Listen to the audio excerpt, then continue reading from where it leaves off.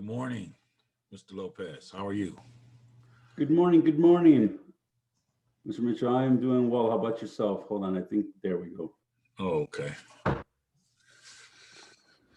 Trying to get everything. Pleasure to meet you. Meet you, as everyone is saying nowadays.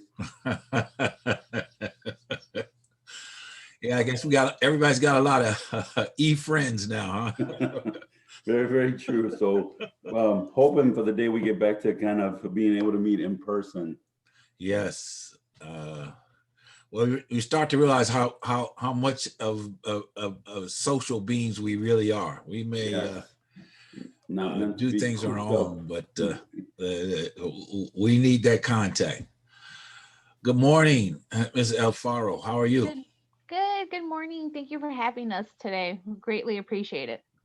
No, thanks for joining. And I see no issues with the link, so we're all set in that regard. In terms of any announcements for I've got your the where did I put that in?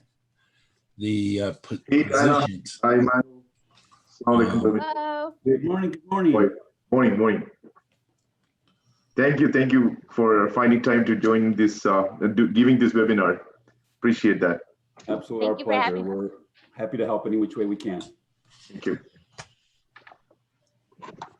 Yeah, so we were thinking Manny will do a presentation on BIG, and then I will briefly go over, after his presentation on BIG, the rebuild distress communities, because round 2 is going to open up soon. So just putting it on everyone's radar, and then going over the Will County grant in case anyone's visiting us from Will County, because that one closes tomorrow. So, Okay. Dee, I have shortened up the BIG presentation because the latest iteration that came out that we have is a little too detailed. I find that it's a lot more helpful for folks if we actually walk through the website. Yeah. Because that's where all the information is housed. That's where the application itself is, and the FAQs, the submission form. So we can kind of do that. I think that's a lot better. I mean, I'll definitely still go through the presentation, but it's just got a lot of high overview stuff that's kind of not necessary that businesses kind of want to get more to the how does it work? Can I apply? Would you need the share? You're gonna do a presentation from your side then, from your computer? Correct. Yes. So I would share my screen. Okay. And it looks like we could share our screen, because I tried right now, and yeah, looks like I could share my screen too, which is perfect. Yeah, the option is enabled. It looks like it from my end as well.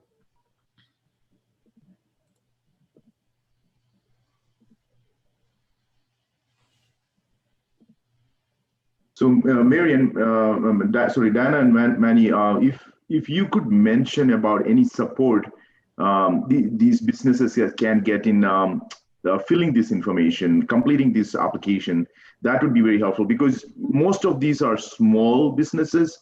And when I say small, they are much smaller as well. Like they are mostly like 2-man, 3-man kind of like, enterprises, right? And they are not really familiar with, applying for grants or, things like that in the past. So some of them just get too boggled down, like, if they get too much information, like what to do, where to go, if they have a question, I know there are limitations in help and as well, but whatever help you can offer. Absolutely. Not only will we offer, myself and Deanna always offer ourselves to be able to assist with those types of questions, but that is part of running through the website. We kind of show some additional partners that we have in assisting the SBDCs, the First Stop Line, some other organizations and local chambers and whatnot that assist in kind of the technical aspect, but also kind of walking through the application real quick, because and by that I mean literally showing you the applications, how many questions there is to show everyone. It's a lot more simple than you think, especially with other government applications that can be quite complex and very overall thorough. But yeah, this one's a much more simplified version of round 1 BIG. Sure, I appreciate it. But we also understand that for a lot of business owners, since this is the first time applying for a grant, or they're not really familiar, sometimes they just want that hand holding. just to feel comfortable and making sure they're not putting the wrong answer. Exactly. And so Yeah. we're fine with, you know, doing that hand holding because we understand in the community that's sometimes what's needed, especially with all the anxiety of everything that's going on. We're more than willing to assist. Yes. Perfect. Thank you. Also, like, are you both okay if we record this session? Absolutely. Okay, appreciate it. Thank you. Brother Mitchell, you can initiate the recording once the meeting starts, right? Yes. Okay. I think it's recording now. Yeah, it is recording. Oh, really? Okay. Okay, cool.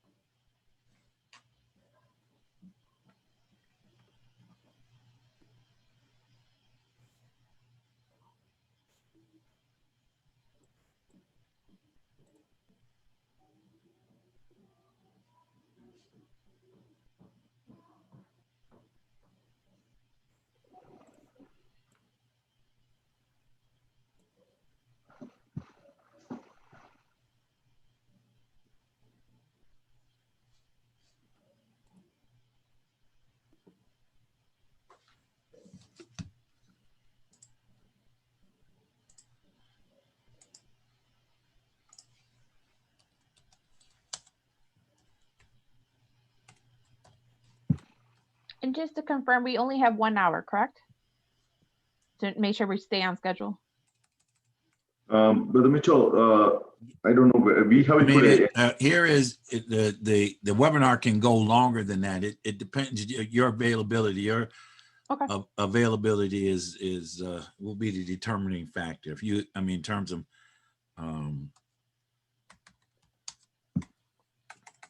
And then are you okay with us taking questions in the middle, or do you prefer we take questions at the very end?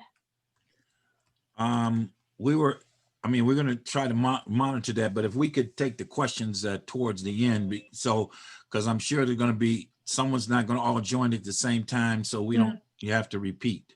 Okay. Sounds good.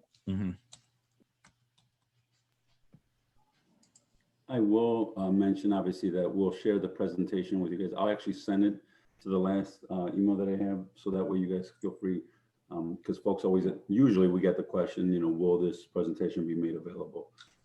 I think we'll share the presentation, the links. Obviously, I always encourage folks to save those as well. Thank you. Thank you.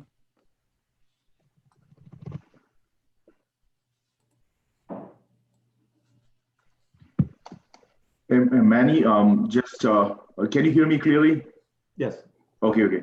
Your voice, is there a mic away from you? Because I can hear very crisp and clear the rest of them, like Brother Mitchell and Diana, but your voice is coming a little bit low. Now it's perfect. Now it's perfect. Okay. Okay. Okay. I slid my laptop a little bit closer. Okay. Okay.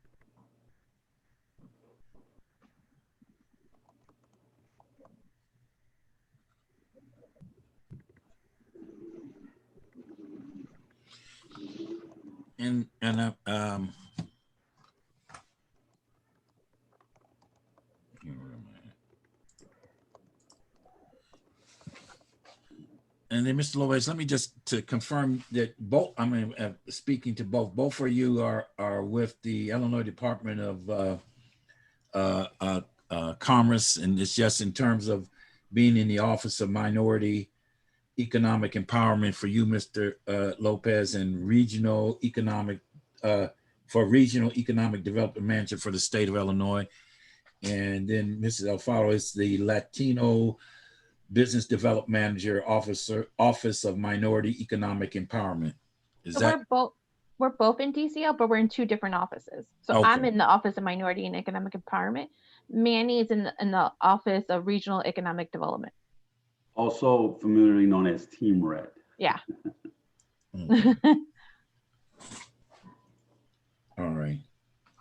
Most of the time people just say Gianna Alfaro and Manny Lopez from the Illinois Department of Commerce and Economic Opportunity, and then we could go ahead and introduce ourselves if that's easier. Okay. Okay.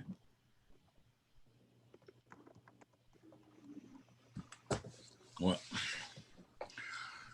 and then in terms of where you would like to see us at the end of this session, in terms of sharing that, is there anything that we as organizations should be doing that you would ask of us to follow up or to, enhance what getting that information out? Is there anything that we could share besides maybe share your presentation, but if there's any other documents or links that we could share with the audience, particularly those that may not be able to join today? Yeah, we could send you links on the BIG as well. The SBDC, we'll talk about the small business development centers that could provide that hand holding as well as our technical assistance partners and the other resources I'll be talking about. Okay. I'll also be putting them in the chat box because I feel sometimes people want them right away. And like we usually send the email out like the next day or later that day. So I'll go ahead, like when Manny starts going over the BIG website, I'll go ahead and put it in the chat box as well if anyone wants to like put it as a bookmark. Great. ASAP. Thank you very much. Mm-hmm. No worries. And that would probably be a good handoff. After I go through the BIG and I jump on the website, I'll do the handoff with the technical support aspect. So you can kind of run through the SBDCs in the first stop, and you can kind of take it from there to the. You think is a good demarcation point? Yeah. I mean, obviously, we always feel free to intertwine. Yeah. I'm sure I'll miss something in the presentation. Well, that's why we're both presenting. We got each other. But the other thing is, so we'll put it in the chat box, we'll email it, but also feel free, now that you have our contact information, if you have a business owner that comes up and is like, Mr. Mitchell, I need assistance for this, but it doesn't have to really deal with BIG or rebuild. They just need resources for their business. Feel free to connect them. Okay. That's what we're here for. We're here to assist them. Great. I'm assuming there's a lot of challenges these days for your office, huh? Yeah, unfortunately, this pandemic is hitting a lot of people. Yeah. Seems like we have 25 people already. That's great. Great. Well, we had over about 150 registered, so yeah, they'll be all coming in. Yeah. And a couple other events which we hosted, we had over 200 people. So hopefully, like we'll have a good turnout today as well. Awesome.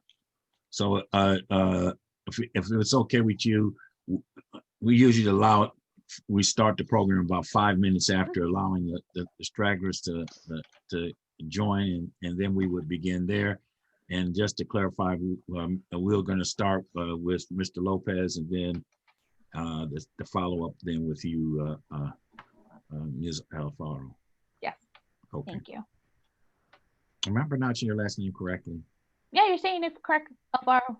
Okay, thank you. Mm-hmm. And please, by all means, Manny. All right, Manny. Sure, Manny. Manny, are you from Dupage or Cook? Which county? Born and raised all of Cook County, and now Will County by way of. Oh, now Will County. Okay. 3 months ago, I moved 3 months ago. So. Okay, cool. Yeah, I live in Will County too. So yeah, So we we have a must be bigger good. house. I have too many children, and we didn't anticipate having this many kids, and yeah, we couldn't afford a house as big as we needed for In Cook. all 5 kids. Good to know. Yeah, I agree. What about you, Dana? Where are you located? I am in Cook County, born and raised. But I literally moved recently, like Manny, but I'm still in Cook County, but I'm like at the border of Cook County because like 2 minutes away is King County. Oh, okay. I'm on the piece of Cook that everyone forgets is actually because I'm in Elgin. So I'm in you're in Elgin on okay. the Cook side. Yeah. Yeah. Okay. Yeah. Plainfield, and I don't know, is it as windy everywhere else as it is here today? Yeah. Yeah, yeah. Sorry, go ahead. No. I was just going to say, Manny, that I live on like in the border of Will and Kane and Kendall. All comes in that area.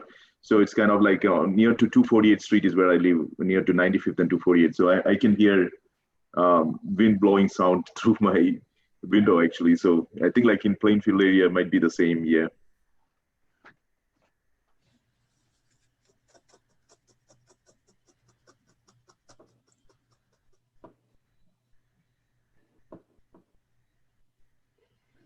Not a good day to rake your lawn. No. Yeah. Or actually, or the other way around, maybe for my neighbor. I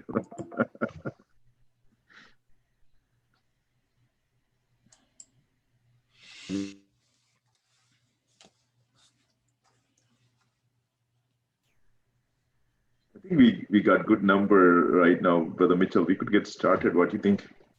All right.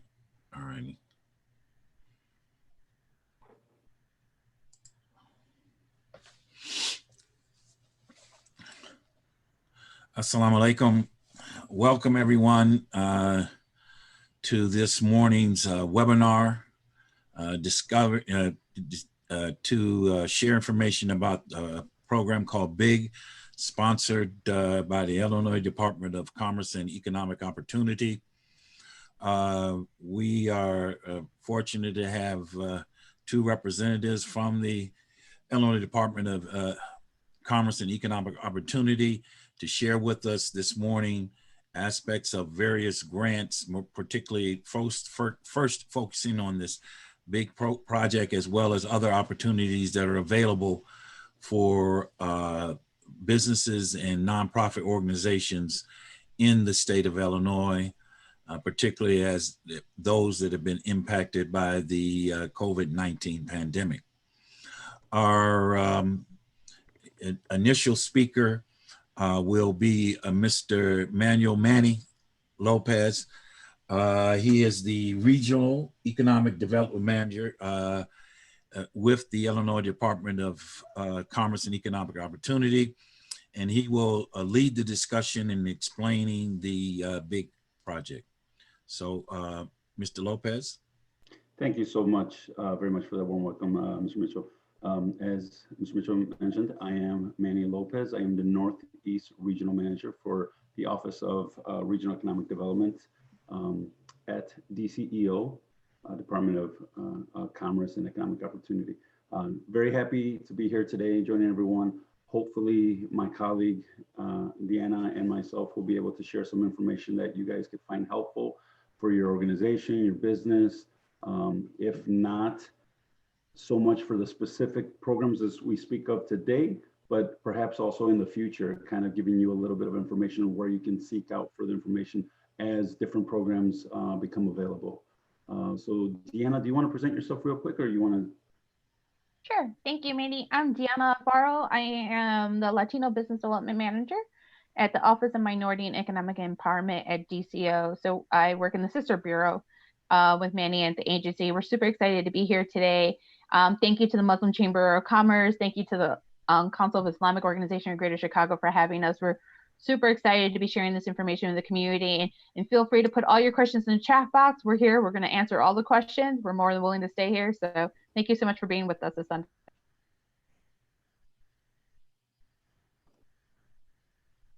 Okay, and let's get started. Okay, so the Business Interruption Grant, or BIG program as it's come to be known, is currently in its second round. Now I'm going to give a high overview of the program, but then more importantly, we're going to walk through the website to show everyone where the application is, the information. There's FAQs and additional assistance that you can receive if you do have further questions in the future as well. So without further ado, so the BIG program, everyone's aware, Governor Pritzker and the General Assembly established the BIG program to provide relief to businesses hit as hardest by the current pandemic that we find ourselves in. COVID has hit, has been a global pandemic, impacted the whole earth basically, and really here at home, the impact that it's had on businesses, on organizations, has just been tremendous. So wanted to make sure that we had some type of relief. It's $540 million that came through the CARES Act that was reproportioned here. You can see $270 million, that 540 was split up into two big, large buckets. One of them was going to be specifically for childcare and early learning providers, daycare centers and schools. The other portion was going to be for businesses. 49 million in grants was already awarded in the first round, about 2,800 businesses. That information is also available on the website, so you can see what businesses received, what businesses actually already received the first round. And happy to say there's already been some businesses that awarded in the second round. There's already been an initial wave and second wave coming shortly. So there's still time. This application is open, so it continues. It doesn't have a deadline. It's going to continue until the funds run out. This is why it's important we let everyone know to apply sooner than later. The application process is not as difficult as it could be. Sometimes that fear of the unknown and not knowing, but we're hopefully here to dispel any kind of issues or rumors as far as the complexity of the loan and show you that it's quite simple.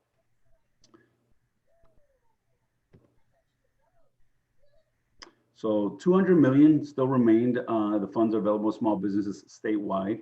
There was a breakdown as well. Obviously, we have a high concentration of businesses here in the northeast region of the state. However, it's still important. It's a whole statewide program. So 70 million was proportioned for disproportionately impacted areas that would hit hardest by the infection rate, civil unrest, of various amounts of things. And there's a map that shows you exactly to see if your business was located in one of these DIA areas, or also zip code list that you can kind of look at it. So keep it nice and easy. 60 million was set aside for heavily impacted industries. We'll touch on those a little bit further. So our grant administration and application review is being conducted by Accion. They're our third-party partner, intermediary that's assisting us with the collection of all the applications, the review, and the award process. So just to give you kind of an update, and this was as of November 2nd, the largest business support program in the nation is the Business Interruption Grant. To date, it has distributed $95 million to over 4,000 individual grants, 469 cities, 89 counties. And as of this date, 175 million was still remaining in the actual big grant to be awarded. Now, to give you kind of a breakdown of where this has been going, $46.5 million has gone to restaurants, taverns, bars, 9 million to gym, fitness centers, 3.3 million to indoor recreation venues, 3 million of 51 event spaces, and then 1.9 to concert and performing arts venues. So you have an idea of where the money is going. Eligibility factors and key priorities. So this is kind of an important one, right? So eligible business include for-profit and nonprofit entities with over 20 million or less in annual revenue in 2019, so for last year.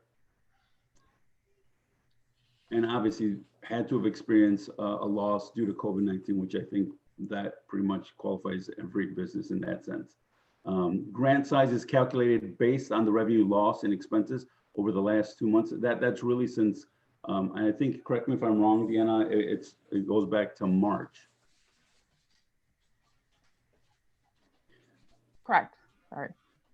All right. And so the difference between round one and round two was kind of the grant sizes. They're a little bit smaller in round one. For round two, it's really kind of proportional to the loss of that business. What was the revenue lost? that's what's going to basically determine the grant size that you're awarded. So the priority will be given, though. This is what's taking a little bit longer in this second round. Applications are being prioritized. So it really depends on your type of business and what assistance, if any, that you receive. So if you are in the heavily impacted business, you're going to be prioritized. And we'll go over, I'll touch on those, and there's a list on the website so everybody can find out where you may or may not fall in. If you received PPP, the EIDL grant, any other financial assistance due to COVID, you're still eligible to apply. This is what's key. You can still apply, but folks, businesses, organizations that had not received any of these are prioritized ahead. If your business is located in a DIA, a disproportionately impacted area, you are prioritized.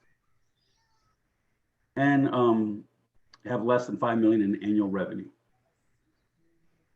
So what are these heavily impacted industries that we're talking about? So 60 million will be set aside for these businesses set in these highly, heavily distressed industries. These include event spaces, music venues, performing arts, indoor recreation, amusement parks. Some of these businesses have not even been able to open since back in March, like trampoline parks and different like very high contact places, movie theaters, museums. So what are some of these additional industries? These are more for your kind of smaller, independently owned retail shops. Again, the restaurants, bars, fitness centers, tourism-related industries, the impact that COVID has had on tourism, including lodging and accommodations and support services for arts and events. These are only some of the required, the mostly high-ticketed required documents that you need for your application. I won't read through all of these, but this is just to kind of give you an idea.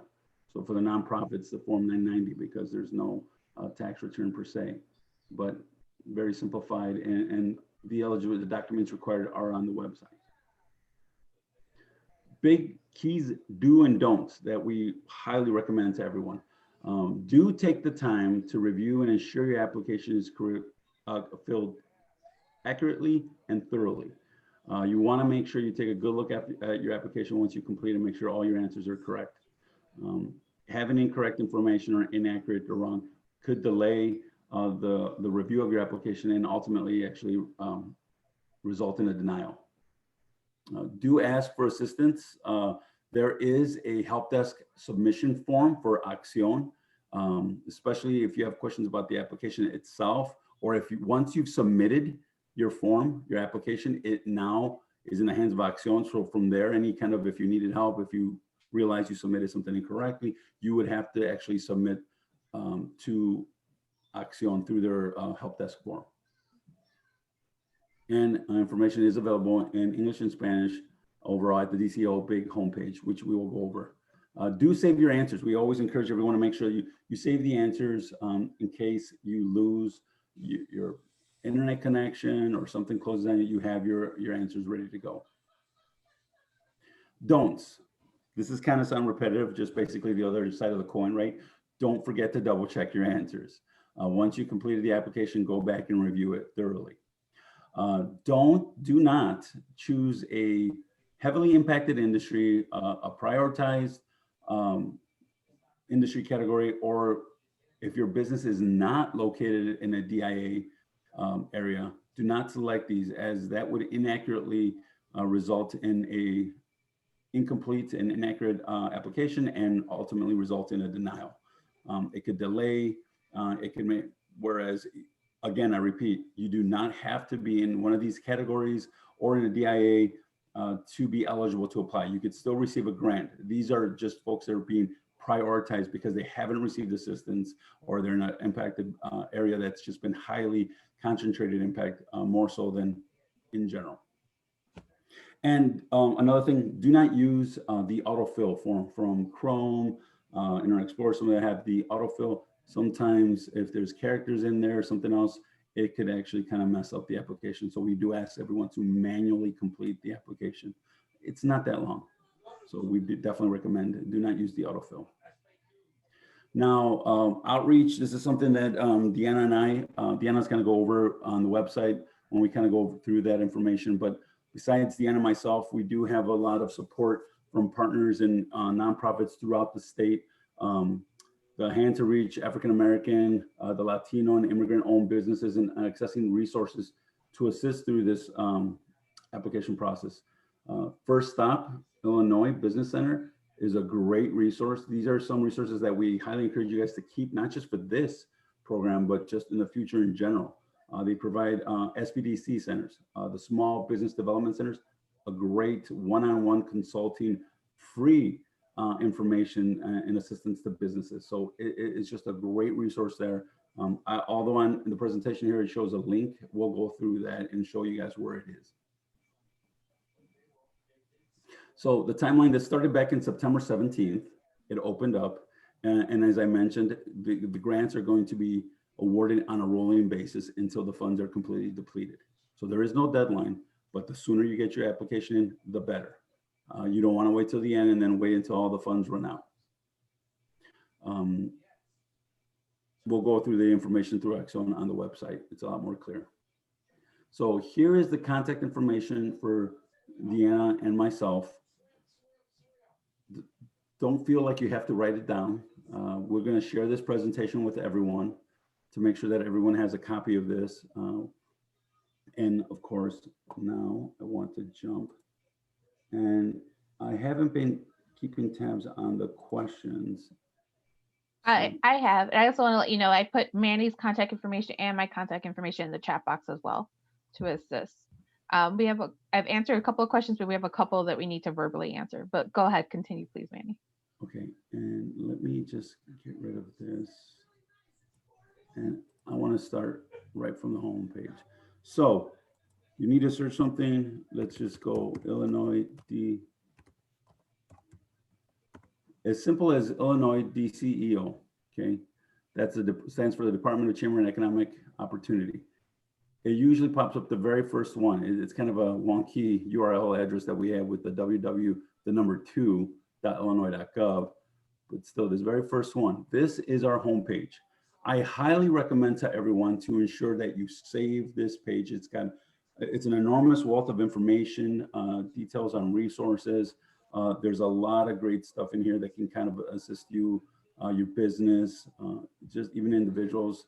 The Child Care Restoration Grant Program is here. A lot of the other programs and resources that DCO offers, and even through other agencies at the state, you can come find through here. So, but for today, we're here to focus on the Business Interruption Grant, the big grant. So it's right here. It's this very first one under this link. This is the Business Interruption Grants Program homepage. From right here, you can kind of see it has a breakdown of some of the information that we went through on the presentation. As I work my way down, you'll see there is, in this highlighted section, you can see if you have questions or are experiencing technical difficulties, please submit a big help desk via forms and assistance in either English or Spanish here. If you click this link, this brings you to the Acción Assistance Form Illinois Business Interruption Grant. So if you have a specific question or you've already submitted your application and you want to change something, you just come back in here, very simplified, full name, business name, email, what your question is. If you already submitted an application, please include your confirmation number. Once you submit your application, you should receive a confirmation email that will have an application number. Include that in here along with any files that maybe you missed adding to your application initially that you now realize was required. You can add them here. I always recommend check here to send me a copy, put your email address. That way you receive a copy that your email question, your submission form went through. Okay, going back to the home page. So we were up here to not delay this too much. Frequently asked questions. This does also provide a general overview of the questions that we normally receive around this program. The Business Interruption Grant Program FAQs last updated on November 8th. I'm in a disproportionately impacted area, but I don't see a question on the application. It kind of breaks down all these different questions that come up a lot. I do not have a DUNS number. Do I need to get one? No.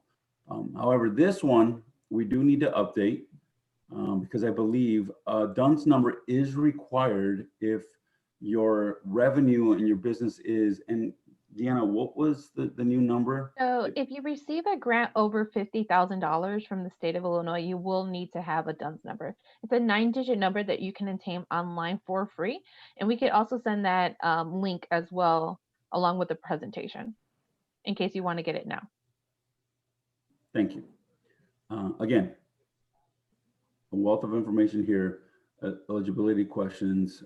If I'm not in a DIA, am I still eligible? Yes. Remember, you know, you really have to meet the eligibility requirements. Not having one of those prioritizations does not mean you do.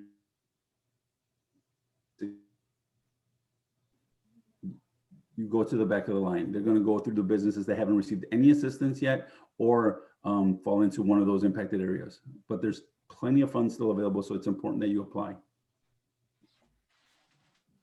Now coming down, you'll see more information about round one.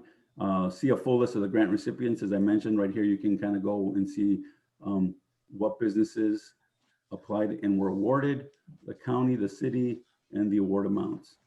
But you see on the first round one, there wasn't a grant higher than 20,000. In round two, grants are being proportioned much higher. Which is the point that Deanna was making with the DUNS number is required. Initially, it wasn't required because it were only up to 20,000, but now any grant of 50,000 or higher will require a DUNS number. So round two, again, a breakdown of those heavily impacted areas, disproportionately impacted, downstate Illinois. Now here's the application itself. But if you were wondering about the DIAs, if you go down, there's a map right here, disproportionately impacted areas. You can use, it's an interactive map. You can use this way and kind of see. And this is important. It's your business address. So whatever your business address is, that's going to determine if you're in a DIA or not. Not a home address. If your business is ran out of your home, then it would be, you know, whatever your legal business address is, that's what this will be on. So you can go through this map, or you can also put in your address here, or you can click on this little link here that gives you all the zip codes and determine, okay, is your zip code on here? Is your business zip code one of these? Does it fall in a 60607? Then you would. If it's not, if your business address is 60708, then it would not. And I said 60607 the first time, but no. Sorry. But I want to emphasize you can still apply. Absolutely. That just goes back to the priority list that Manny was talking about earlier. If you are in one of those zip codes, you have priority in the in line. However, you do not need to be in one of those zip codes. Correct. So round two application resources. Here is a business certification form of eligible cost list, guidance. So the important one I want to point to everyone here, and this is also helpful. So today's webinar, hope you find it useful, helpful. Hope you have all your questions answered. However, if not, there is a recorded one here as well, that a previously one that you can review. But this is the one right here, round two, detailed eligibility criteria.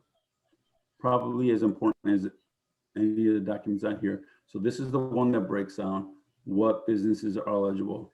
So you must be an independently owned and operated for-profit corporation or limited liability corporation, partnership, sole proprietorship, authorized to conduct business in the state of Illinois. Okay. Now these are the different ones that I think, which is the other big one. If I could just step in, Manny, because there were some comments in the chat box, or nonprofit. You can be a nonprofit in order to apply. It's a 501c3, 501c6, and 501c19. Sorry, and yes, I didn't see the question, but I was going to emphasize as well, authorized to conduct business in the state of Illinois, or a 501c3, c6, c9. So you do fall into that category. A lot of other additional information right here. Some of the following businesses that are not eligible, and I won't go through all of these, but still, this is something for you to review. Independent contractors or freelance workers that do not operate or run a sole proprietorship. Child care providers, why? Because they can actually apply through the child care restoration grants. There's a link right here that you can go to that. Private club, just kind of give you an idea. nightclub, well, government entities are not a business.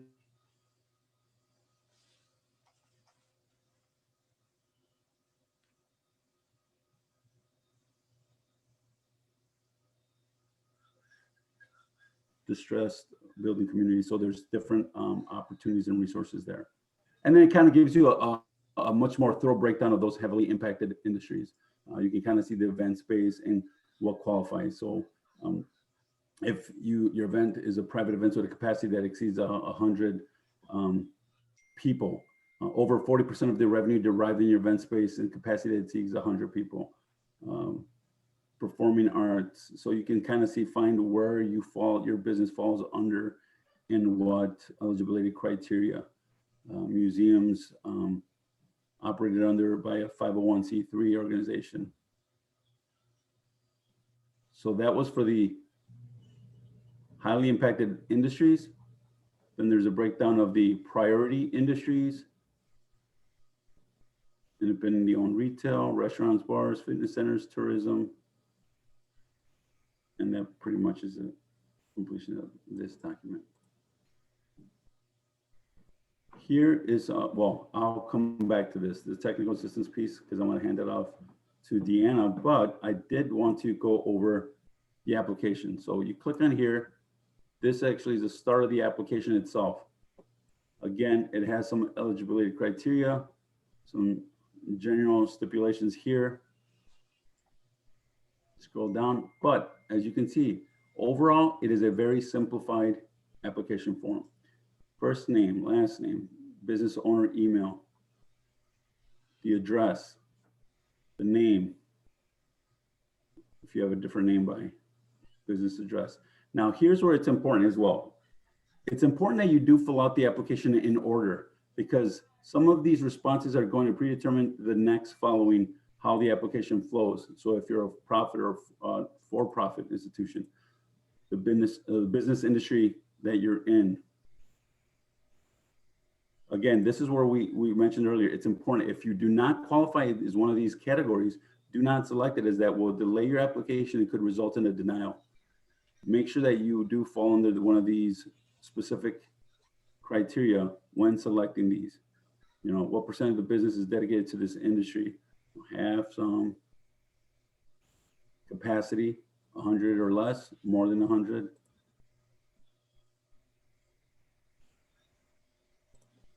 So if your business, this was what you put in your FIN or Itin number. It is important to note that businesses that operate with an Itin income tax in identifying tax entry number. So you do not need Social Security or FIN. You could apply still if you have an Itin number. The DUNS number that we referred to earlier, this is where you were to enter it. And this is if you're basically having losses greater than 50,000. If it's less and your reward will be less, then it's not necessary. But if you did incur losses greater than 50,000 and potentially could be eligible for a grant of 50,000 or more, you would be required to have a DUNS number. How you filed your taxes. There's a short survey here. Your banking information. Now, the reason this is asked for is because obviously if you are awarded, they need to be able to, you know, direct deposit those funds. Where do you want that? I can't, you know, stress how important it is that you ensure that this information is accurate. You want to make sure you triple check your routing number and your banking account number. You don't want it to go to the wrong account. And this is pretty much it. There is where you submit your application, any documents that you need. Deanna, do you want to add anything while I'm going through this? There's some questions that we could answer, but I want to, for sake of time, I think I want to go ahead and do my quick part, and then we'll come back and do questions on the application and answer the number of questions that are in the chat box. And thank you all for patiently waiting for us to answer your questions in the chat box. Thank you. And I'm sorry, because it's hard for me to see them while I'm presenting on the screen. So, but thank you. That's why we partner. And we want to make sure we will answer everyone's questions. So if you enter it, don't feel that we skipped it. We're just going to kind of collate them together at the end. So Deanna, here are some of the partner organizations that help with the technical aspect of the application process if you do have specific questions.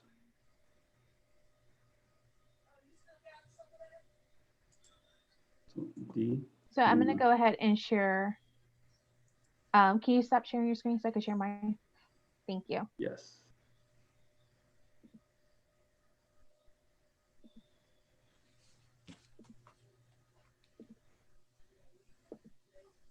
Okay, I'm going to go ahead and do a quick reminder on how to get to our website. So you go on Google, type in Illinois, and then DCEO, which is our acronym for Department of Commerce and Economic Opportunity. As Manny had indicated, it's usually the first link. And then this is our homepage. So Manny went over the big. I want to go over the Rebuild Distressed Communities. So this is a program that's having rounds similar to big. Round 1 just closed at 5 p.m. November 10th, but there'll be a second round coming up soon. So I just want to make sure this stays on your radar if this is applicable to your business. So this program is a $25 million program to help businesses that that were impacted by the civil unrest on or after May 25th, 2020, who had property damage. So if you suffered property damage, as in, because of the civil unrest, your windows were broken, your roof was damaged, etc., it's possible that you might be eligible for this program. You have to be in zip codes that were identified by the Department of Commerce as areas that had civil unrest on record, or you have to be in an area that's an economically disadvantaged area. So here are the list of zip codes. These are the zip codes that are automatically eligible to apply, that there is documentation that civil unrest occurred there on or after May 25th, and that where businesses or nonprofits or entities had suffered property damage. Now, if you're not in that zip code again, and you suffered property damage because of the civil unrest, as long as you're in one of these other zip codes, you just need to provide some proof of the damage due to the civil unrest. And it's a very lengthy list of zip codes. So go ahead and look into this if this is for you.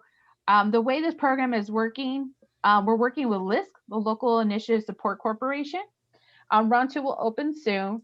And there's 2 tracks for this, or actually 3 tracks for this program. Track 1 is you already paid to have those damages covered. So like you paid to have your roof replaced, your windows replaced, etc. You could request a reimbursement. You could ask the state to reimburse you for those costs. So you would submit receipts to paying for those property damage, and you would most likely submit an affidavit saying that you had not received a grant from another entity, or that your insurance company did not cover it. The second track is you had property damage, but you still haven't paid for those costs for whatever reason. You could request that the state you submit to the state, and that the state accept to have those property damage charges covered. We would go ahead, LISC and CNI, the Chicago Neighborhood Initiative, which is the other entity we're working with for this program, they will go ahead and hire a contractor that's pre-qualified. What that means is they're either minority owned, they're women owned, they're certified, and they will go ahead and take care of that work for you, and they will pay, LISC or CNI will pay directly those contractors. So you don't have to pay out of pocket and get reimbursed for that. They will take care of that. Track 3 is a combination of both. Let's say you took care of some of the property damage costs already, but some of it you haven't. You could apply for both.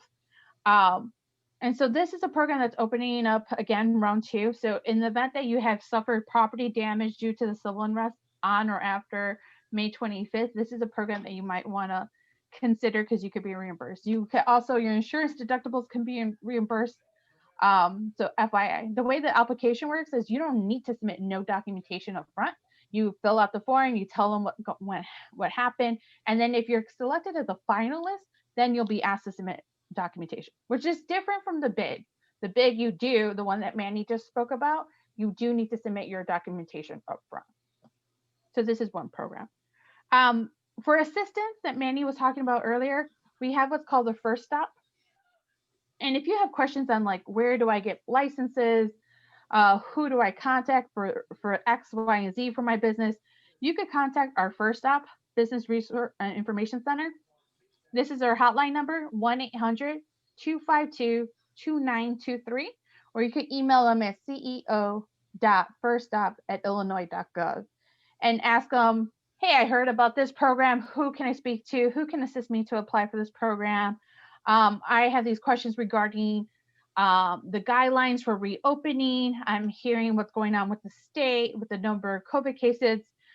How is my business allowed to open or not allowed to open? Feel free to reach out to First Stop. Also, one center that Manny mentioned is the Small Business Development Centers, so also known as SBDCs. They are centers located throughout the entire state of Illinois, many times at community colleges, universities, or chambers of commerce or other nonprofit entities, and they can provide assistance at no cost. They can help you anything from creating a business plan to pivot for COVID. They can help you with applying for grants, applying for loans. They could assist you with a marketing plan, with financial bookkeeping, etc. To find the SBDC near you, you'll click on that link there, and then you'll just type in your zip code. So let's say you're in Chicago at 60642, hit go, and here you go. You are, and I don't know why mine's not working right now. And for some reason, it's acting up, or it's my internet. So I apologize for that. Let's see if I try Chicago. Yeah, I'm sorry that this site is not working right now, but it would give you a list of SBDCs in your area that can assist you. Too many results to show in the panel. Well, on the right-hand side, you can see all the little dots of where there is one in Chicago or near Chicago within a 100-mile radius, and you could change that mile radius to whatever meets your needs. We could also send that link so you can find one close to you. I like to state, like, not every SBDC meets needs. Feel free to connect with the one that connects most with you. Everyone connects differently. So if there's an SBDC you just don't feel you connect the most with, feel free to try a different SBDC, right? And that's perfectly fine. Okay. The other programs I want to talk about today is, if you're a business and you're in Will County, you have a program specifically for you out of the Will County government. This program actually closes tomorrow, November 16th. So please apply, and I will put all these links in the chat box in a moment. But here's round two. You have until tomorrow, November 16th, Monday, to apply for this program. It's a $24 million program to help small businesses impacted by COVID. You had to make at least, or less than 5 million, excuse me. You had to have less than 50 employees. You can apply with the Itin or EIN number, or possibly a social security number if you don't have an Itin or EIN number and you're an independent contractor, where you get most of your revenue from being an independent contractor. You can use the funds to pay for payroll, etc. You could click here in Eligibility Criteria, and I'll give you a lot more information. So what I was saying, less than $5 million, less than 50 employees. But if you go down, you could use the money to pay for utilities, supplier payments, physical building, barriers, other measures to implement social distancing, etc. For this program, you could apply in the home link. Here you go. You can apply here. You can start your application. You will need to submit a signed W-9, a copy of a photo ID, such as like a driver's license, state ID, passport. You will need to submit a bank statement and your 2019 tax return. And if you have more questions, you could click here. Please be advised, when you click here, it looks very similar to our form for the big with Acción. And that's because they're actually partnering with Acción for Will County as well. So I highly recommend, as a business owner, if you're applying for multiple grant programs, please keep a list of which grant programs you're applying for. Because after a while, many of these forms kind of look similar. And so you would think you applied for big, but you actually applied for Will County or vice versa. So please make sure that you keep a list of the programs that you're applying for. And then if you want a copy of the webinar slides, or you want to watch a copy of a webinar for the Will County, you could go ahead and pull that one. The other one I just want to mention is if you're in Cook County, the Cook County Recovery Program has a number of webinars that are helpful. They have one on, like, right now coming up on restaurants, exploring new ways to make money as a restaurant, new streams. So that might be of interest to you. They're constantly having information. So if you are in Cook County, in the suburbs primarily of Cook County, please keep this Cook County link on as a bookmark, because they have tons of information that's coming out regarding the Cook County. So I'll go ahead and stop there so we can answer all the questions in the chat box, because there was a number of them. But I am going to go ahead and put these links, specifically the Will County one, because that one closes tomorrow, in the chat box. Thank you so much for your time. Mandy, should we start off with the questions on big? Yes. Some of the general questions that I've been answering, some of them on the feed, but just so are nonprofits eligible, and who is the business owner? For those, basically, yes, nonprofits organizations are eligible, the ones that we listed, the C3, C669, C9, but the executive director or another leader authorized to make organization decisions for the nonprofit is listed as the business owner. What was the question? I'm sorry, you said it so fast. Who is listed as a business owner for a nonprofit? Normally, you could put down your executive director, yeah, or another individual that has authorization to be listed. If we got a PPP fund, can we still apply? Yes. So in order for the big program, you can still apply if you have received payment protection program, but just please be aware that there are that priority list that Manny was going over. So priority will be given to business owners that have received no CARES funding. So no one, if you receive no PPP, if you've received no EIDL. But please advise that if you're eligible, please go ahead and apply, because that priority list, there's 5 items on that priority list, right? So if you made less than $5 million, you're a priority, right? And so the priority list works in a number of different ways. If you're in those disproportionately impacted area, DIA zip codes that Mandy went over, that's also a priority. And so go ahead and please, if you're eligible, please consider still applying, even if you receive PPP. But if you did receive PPP, your priority just goes down just slightly. What type of financials of the organization are going to be required to complete the application form? So you'll be asked at minimum, depending on the type of business you have, you'll be asked for a number of different documents, but at minimum, you'll be asked to submit your 2019 tax returns, your July and August bank statements of 2019, as well as July and August bank statements of 2020, a signed, completed W-9 form, as well as a copy of a business owner ID. So driver's license, passport, state ID, they'll take even a city link as well. But that is the minimum requirement. And then depending on the type of business, you might be asked for additional items. Yes, and instead of an income tax statement for nonprofits, 990 form will suffice. I know there was a question in the chat box about Itin. For big, you can apply with an Itin. And there was a question regarding Itin and the need of DUNS. So again, you don't need to submit a DUNS number. However, if you receive a large grant, $50,000 or more from the state, you will be required to have a DUNS number. There was also, I tried to take a couple of notes so I wouldn't forget some. While Manny was presenting, there was a question on childcare.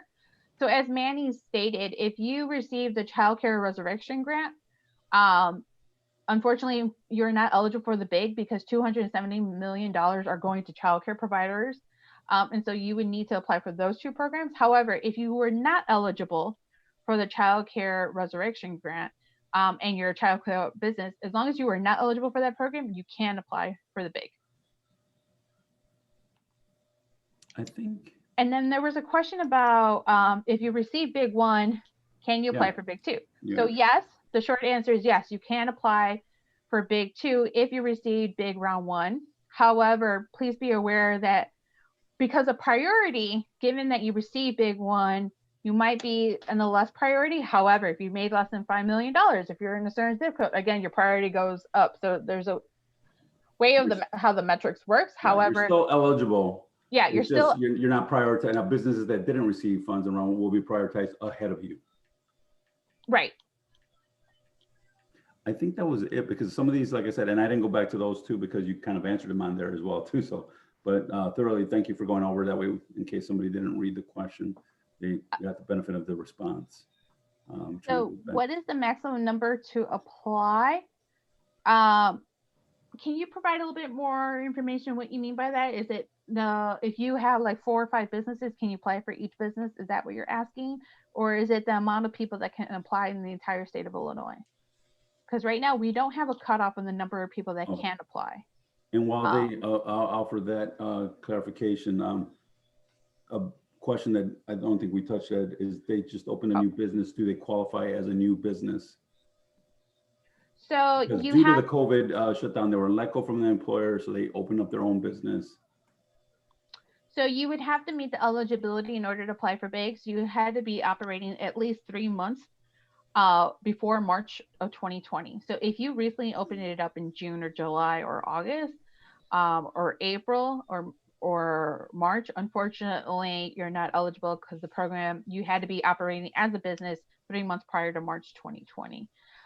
Thank you for clarifying what is the maximum number to apply. You mean the maximum dollar value.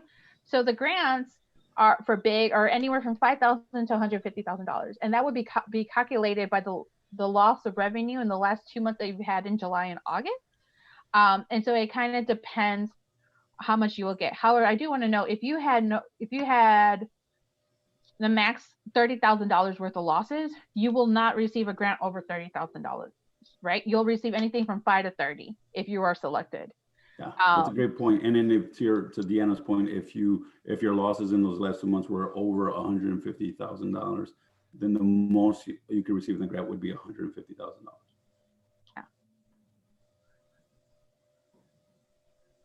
Unfortunately, if you opened your business in September this year, you're not eligible for the BIG program, but there are other resources. FYI, we have what's called the Advantage Illinois Loan Participation Program. It's a loan program at the state of Illinois where you could, the way it works is we work with approved lenders in the state. And so you end up paying a blended rate if you're in the program.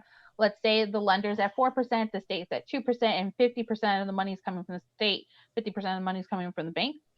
You'll end up paying about 3% back, right? And so it's less interest if you're in this program. It's called the Advantage Illinois, and you can use that for startups. You can use that for working capital, etc. So that might be something to consider. And we can send you more information if you're interested in the Advantage Illinois. And there's no hidden fees. You just work with our Office of Community Development to get into the program, and then you work with an approved lender in the state.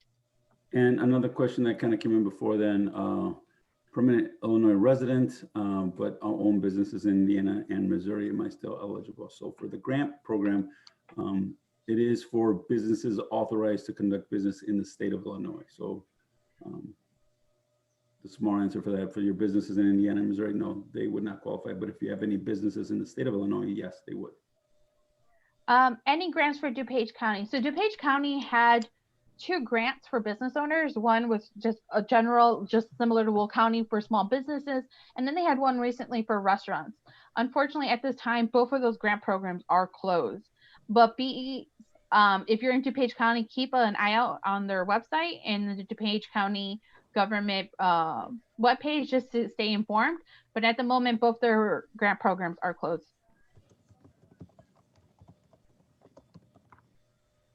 So if your business started in 2019, you are eligible for the BIG program as long as you meet the other criteria, meaning you made less than $20 million last year. You've had losses because of COVID from the pandemic. Yeah, you could go ahead. And so you could submit your 2019 tax returns.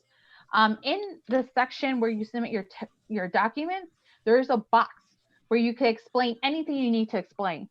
So in order for the reviewer to understand your business better, and so in that box, I highly recommend that you state, we started in, September of 2019, and this is why you don't see a full tax return with, a large amount of income because we were only open for a couple of months, etc. So are there similar programs in other states, like West Virginia? So the state of Illinois has one of the largest, most comprehensive programs right now across the country to support small businesses. I am not aware of the programs occurring in West Virginia, but please reach out to your local, like West Virginia Department of Commerce, to see if they have any resources for your business. Are there any programs for rental assistance? In rental, are you referring to business or residential? Because that would assist us to answer your question.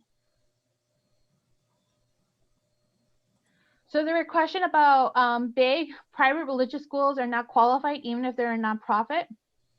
So in the eligibility criteria of big, I'm going to go ahead and share my screen for a moment.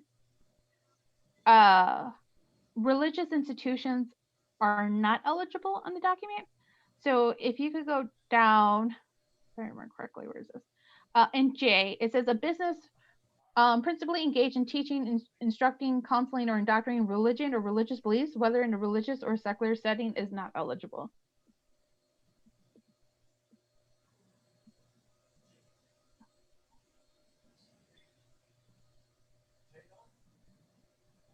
I'm trying, and if we missed your question above, please feel free to re-answer it in the chat box. I want to make sure we answer all your questions. Oh, there's a question about Lake County. Is there a similar program for Lake County?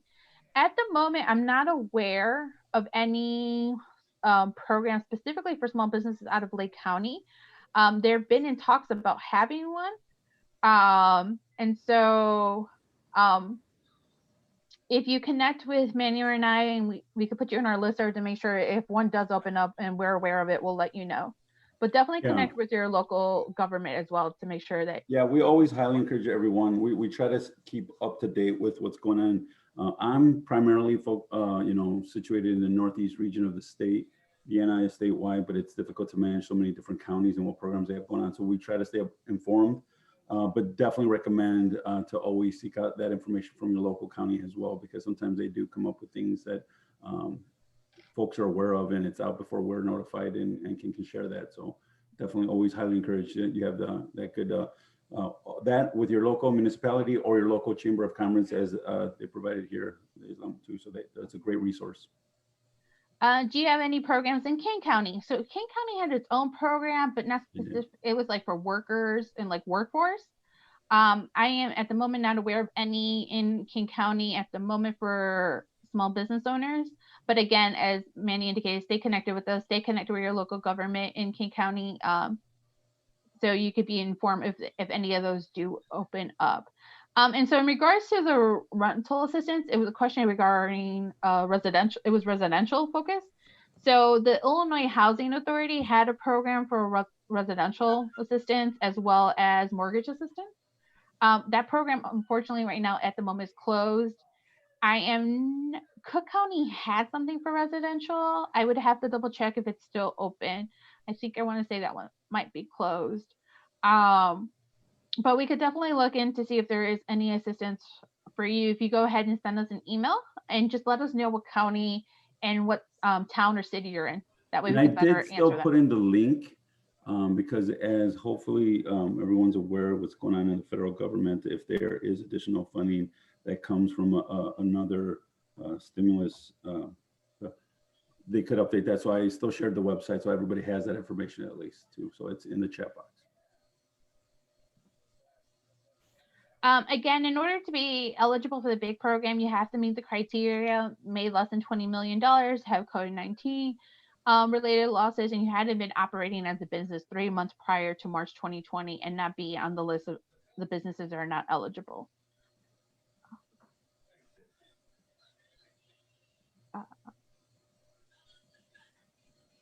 Again, feel free to, I'm going through the Q&A to make sure we answered everything.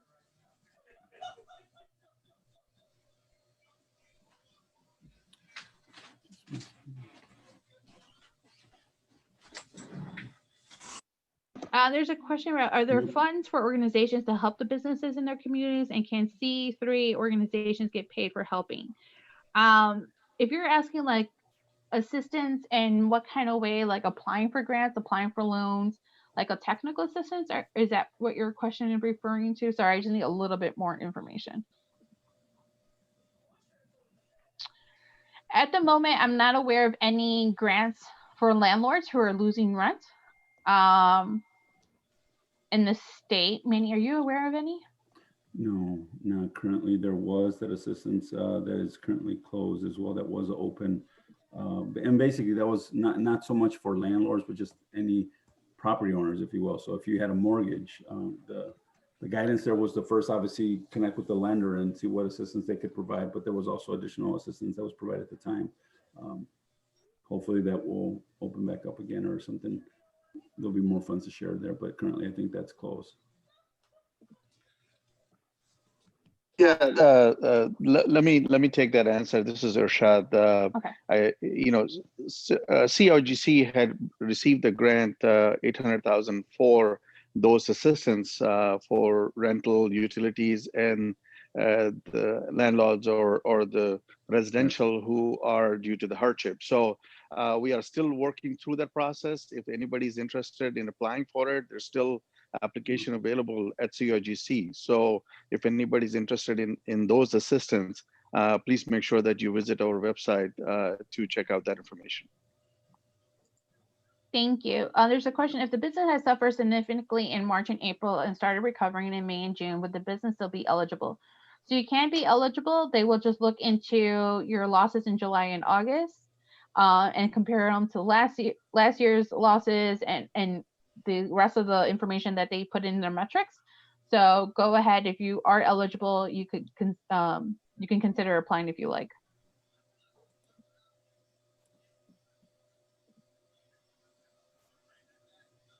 I think there was a question about programs for new businesses.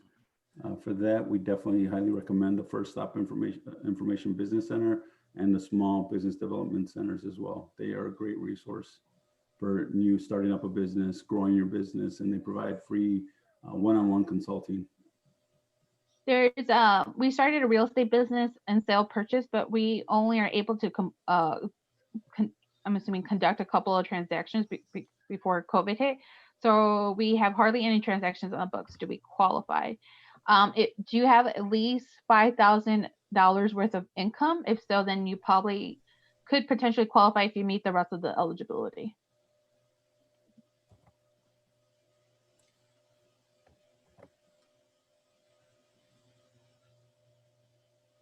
So there's a question specifically on Will County. We're with the state, with the Illinois Department of Commerce and Economic Opportunity, so I can't answer too much directly for the Will County. The question is, if we ask for a higher amount in case we are not approved for the requested amount, will the county approve a lower amount? It's possible, but you want to double check with Will County. And there was a link on the Will County website that looked like that orange form, orange side on the left, and the form was on the right. Go ahead and submit that question to them directly.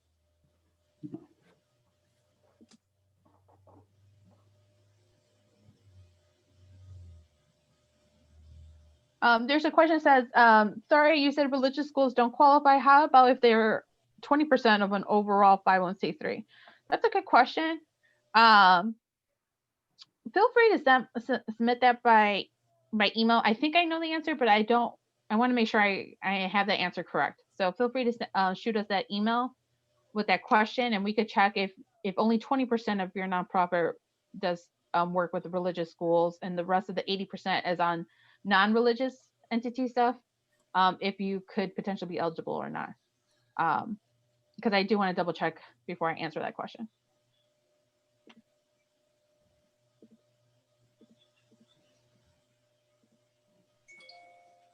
There's a question: due to COVID, we have a lot to do online work and have to hire more people. Is it possible to apply for funding to hire additional people to provide virtual assistance to the community?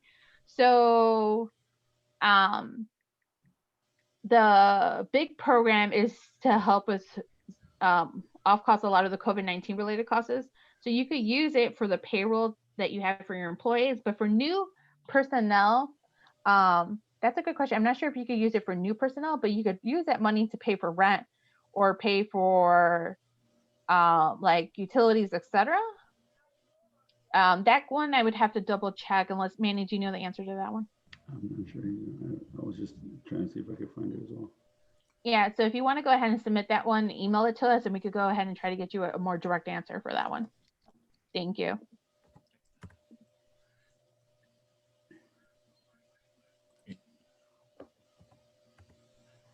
My understanding is that houses of worship do not qualify for the BIG because of the eligibility document. However, if you want me to double check that, I could go ahead and double check that, but my understanding is that houses of worship do not qualify. Manny? Yeah, no, that is correct. As far as I understood, houses of worship do not qualify. Manny, could you just repeat that? I can think the sound kind of got muffled. About the house of worship. Yeah, no, houses of worship do not qualify under the eligibility criteria set forth in the big grant. Thank you. No, of course. Sorry about that. I know if there's we kind of come to about an hour. We do want to get everybody the opportunity to answer any questions. If we could take a few more questions, and then both Manny and Deanna made themselves available, as they've both indicated throughout this webinar. They will make themselves available to answer any further follow-up questions you have. We have their contact information. It is in the chat. So if there's a couple more questions, otherwise I would then turn the program over to Shafiq and Brother Shah Shafiq to make some closing remarks, and then Brother Shah Khan to make some closing remarks. So there are a couple of questions on like religious, like if a religious community has a secular non-religious program for the youth. That's a good question. Feel free to email us directly with a little bit more specifics. That way we could give you a direct answer if that program is eligible or not eligible for BIG. Okay.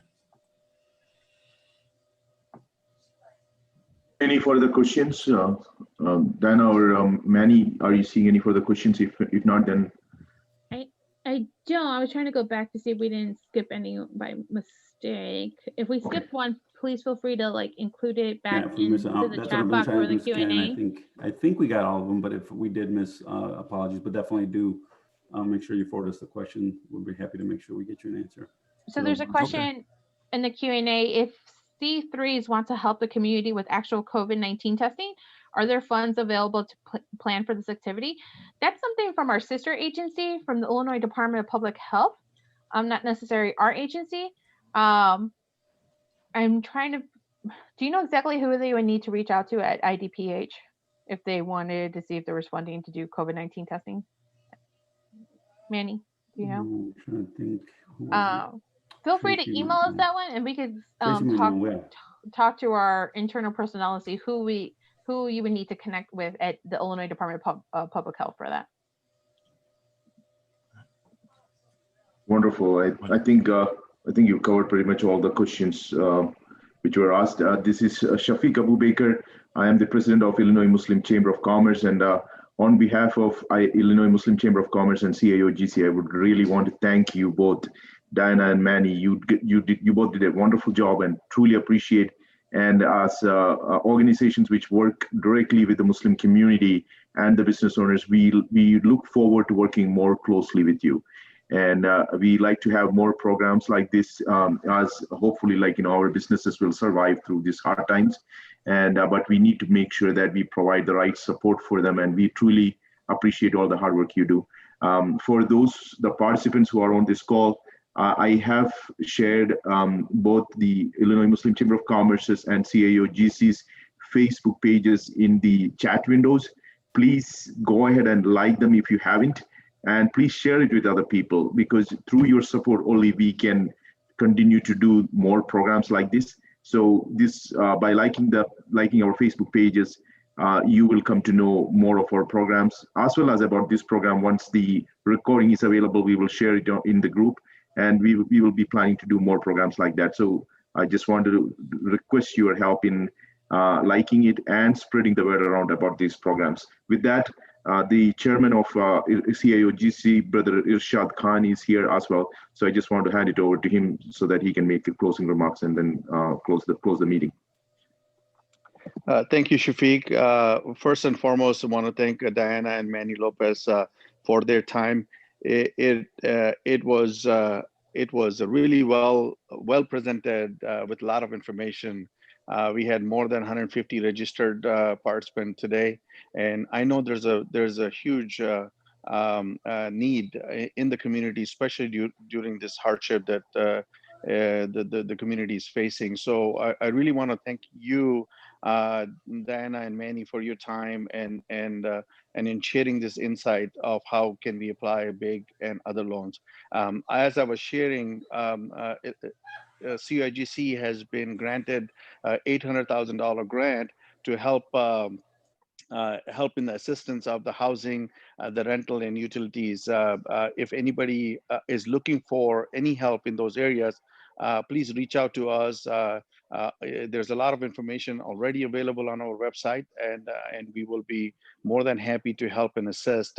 I know some of you who attended today are being the recipient, or some of those organizations who are on today, they are the recipients of this housing grant as well from CIGC. So I really want to thank everyone attending this, and if there's any future help is needed, CIGC, we all are committed to help the community in needs, and through these programs, through these webinars, and through these grants that has been offered, and we are returning it back to serve to the community that are in need.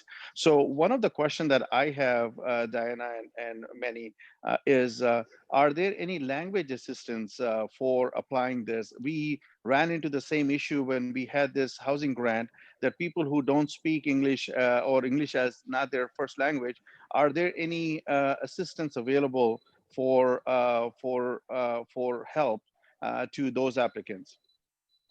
So right now, there is assistance for Spanish speaking as well. However, I know we're working on getting additional support for other languages, getting a lot of these documents translated over to different languages as well. Not sure that we might see it happen timely for the BIG, but it's definitely something that we're working on for the future. So we do have some information in like Arabic on like the Restore Illinois. Right now, I got this question a couple of days ago, so I put out a request to ask if we have any assistance in Arabic and in other languages beyond Spanish. And so I know our SBDCs just did an internal request to all their SBDCs to see what languages they have. So I should have that information later this week, and I could share that to see if any of those languages are applicable. Thank you very much. So once you have it, we can post it on our website, and also we can share that through the link as well. So thank you again from my end. Thank you everybody for attending it. I'll turn it over to Brother Abdullah Mitchell. I think you are on mute. Sorry. Thank you. Once again, not to be repetitive, but Diana and Manny, we do appreciate what you shared with us. It's helpful, and we're going to use this as a springboard to further push it out in the community so that all those who are eligible can best take advantage of these benefits being provided. And as Irshad indicated, this is a direction that CIOGC is taking, how we can better interface not only in the public sphere, but with other private and religious faith leaders to improve the life for our society as a whole. With that said, and once again, we want to thank you for joining. As Shafiq mentioned, we will make this webinar available on our website, on our YouTube page, as well as through the Illinois Muslim Chamber of Commerce as a resource for you. And clearly we have been benefited by two individuals that have made them more, going beyond the call, and made themselves available for us to take advantage and learn how we can best take advantage of the programs that they have. So with that, we will once again thank our panelists. You did an excellent job for us this morning, and we will call this meeting to a close. Peace on all of you. Assalamu alaikum. Thank you so much. Have a great rest of your day, everybody.